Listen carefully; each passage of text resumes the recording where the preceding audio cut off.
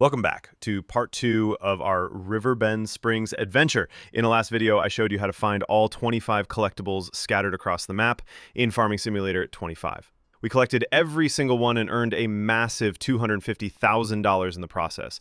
Now it's time for the exciting part, rebuilding the historic grain elevator museum and bringing this forgotten landmark back to life. If you missed the first video where we hunted down all those collectibles, don't worry, I'll put a card on the top right corner so you can check it out. Now, I'll be honest with you.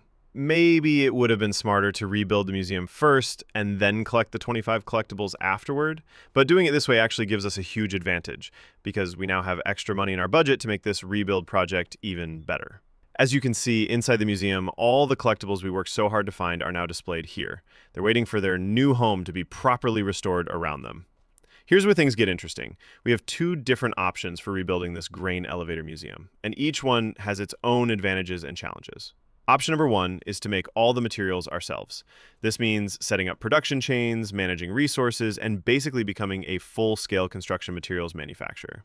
It's definitely the budget-friendly approach, but let me warn you, it's going to take a lot of time and patience. We're talking about weeks of in-game time just to produce everything we need. Option number 2 is to purchase all the required materials directly from the warehouse. This is the fast-track approach, but it comes with a serious price tag. We're going to spend a lot of money up front, so you better make sure you have enough cash in the bank before you start this journey. Now, here's a pro tip for you. I've created a detailed spreadsheet that breaks down all the costs for buying materials versus selling them. You can find this spreadsheet in the description below. It shows you exactly how much money you'll spend and how much you can earn back. Because here's the thing.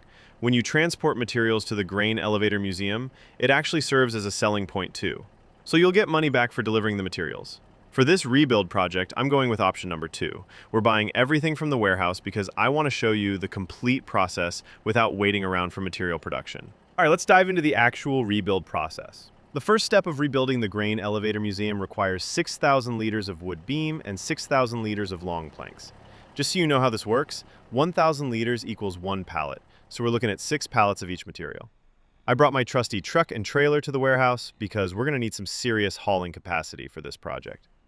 Now, here's something important I discovered during this process. Even though I transported the exact amount of liters that the museum required, the system was still showing 1 liter missing.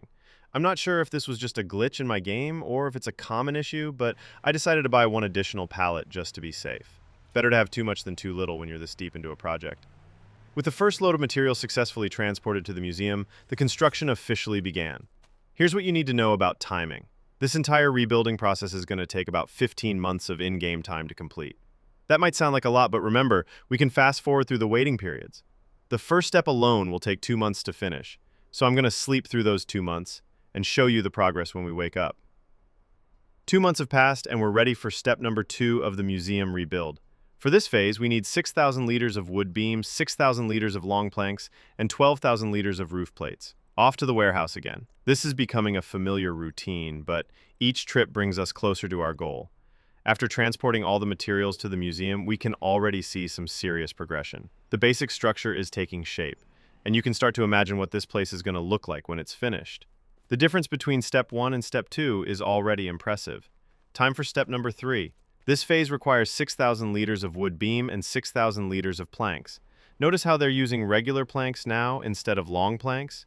That's because we're working on different sections of the building that need different materials.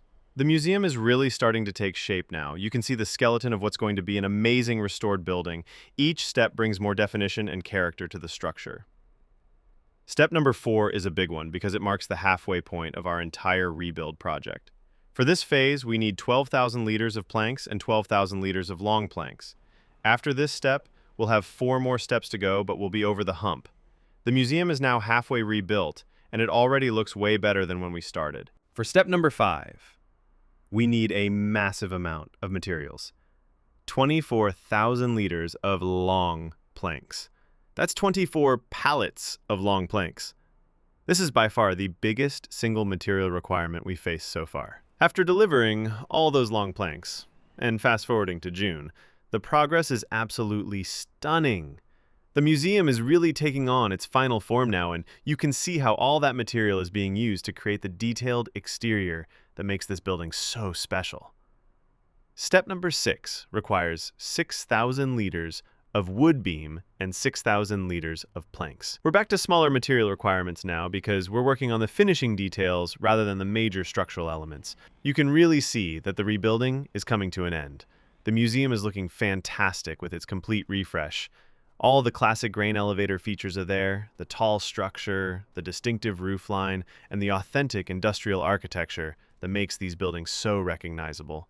However, we still need 2 more steps to finish the rebuild completely. We're so close to the finish line. Step number 7 requires 12,000 liters of planks, 12,000 liters of long planks, and 12,000 liters of prefab wall. The prefab wall is a new material type that's going to give us those finished exterior walls that really make the building look complete and professional. We're so close to seeing the finished product, and every pallet we transport brings us closer to that moment of triumph. This is it, the final step of our rebuild project. For this last phase, we need 12,000 liters of wood beam, 12,000 liters of planks, 12,000 liters of long planks, 6,000 liters of cement bags, and 6,000 liters of cement bricks. Notice how we're using cement bags and cement bricks for the first time. These materials are for the foundation work and final structural elements that will make this building solid and permanent. I made one final trip to the warehouse, loaded up all these materials, and transported them back to the museum. And here we are. 15 months later, and after spending a fortune on materials, the Grain Elevator Museum is finally finished and looking absolutely awesome. The transformation is incredible. From a forgotten, abandoned building to a stunning centerpiece that honors the agricultural heritage of Riverbend Springs. But wait, we can't just admire it from the outside. Let's go inside and see what all our hard work has accomplished. Walking through the entrance, you can see that the interior has been completely rebuilt from the ground up. Everything is fresh, clean, and professionally finished. But here's the best part. All the collectibles we worked so hard to find in the first video are now beautifully displayed throughout the museum. They're not just sitting in storage anymore. They're part of a real exhibition that celebrates the history and culture of this farming community. And that's a wrap on this incredible rebuild project.